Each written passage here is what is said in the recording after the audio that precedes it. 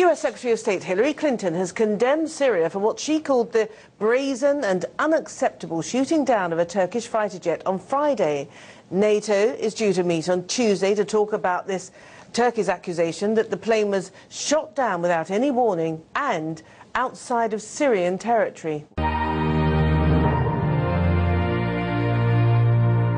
According to international law, a country's sovereign airspace is determined by its territorial waters lying 22.2 kilometers from the coastline. That's the blue line. Turkey admits its plane may have ventured into Syrian airspace, but insists it was shot down in international waters 24 kilometers from the coast, shown by the red line here. Syria, on the other hand, says a, quote, unidentified air target penetrated its airspace. It says it followed the law, engaged the aircraft, and scored a direct hit just 1 kilometer from its coastline. But Turkey disputes that and says appropriate rules of engagement were not followed.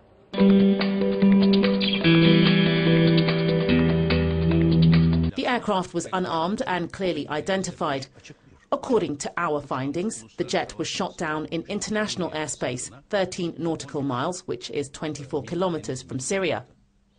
Turkish news channels are reporting parts of the F-4 Phantom have been found in Syrian waters, and the Syrian military has admitted shooting down the plane over the Mediterranean Sea. The search continues for the two pilots, with the navies of both Turkey and Syria looking for the men. The relationship between Ankara and Damascus has been frosty since the violence began in Syria, and there are now over 30,000 Syrian refugees in Turkey. The Turkish Foreign Minister says the F-4 Phantom downed on Friday was clearly marked. Asked on Turkish television if this was an attack or an accident, he said it was an attack. The plane was unarmed. A jet which is sent on a risky mission wouldn't fly without weapons. Jets fly unarmed only on training and testing missions. All sides are aware of that.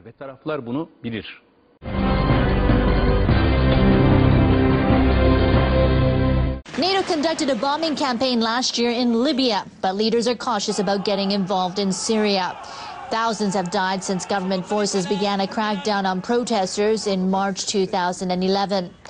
NATO officials say a military strike would have an impact beyond Syria's borders.